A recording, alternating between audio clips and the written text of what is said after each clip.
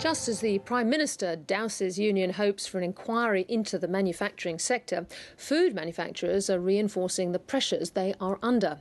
Both global giant Heinz and local producer Goodman Fielder have taken the, some would say, brave step of blaming Australia's supermarket heavyweights, Woolwoths and Coles, for the erosion of their profits. Here's Simon Palin.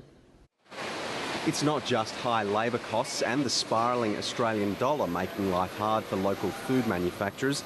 There's also Australia's big supermarkets. We're seeing a real price war between the two major supermarkets, really forcing down margins to manufacturers. The supermarket sector is dominated by two players which are regularly accused of driving a very hard bargain. The clear reality is the market dominance of Coles and Woolworths is felt right through the supply chain. Farmers, consumer groups and many others regularly criticise Australia's supermarket heavyweights. However, it's very rare for grocery suppliers to join in. Remember that, they really need to have their products in Coles or Woolworths, otherwise they can't get their products in front of Australian consumers. But the global food manufacturer Heinz has spoken out.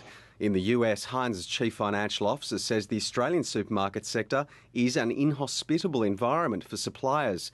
Heinz didn't name Coles or Woolworths directly, but the manufacturer says it blames the sector's two biggest players for an erosion of its profits. You've got a very serious problem in the supermarket sector when a major supplier like Heinz speaks out about the market dominance of the duopoly. And Heinz is not alone. Goodman Fielder blames this year's $167 million full-year loss partially on the heavily concentrated grocery retailing sector. The long-running tensions between the grocery manufacturers and the big supermarkets flared up in January when both supermarkets slashed the price of their home brand milks, placing further pressure on branded suppliers.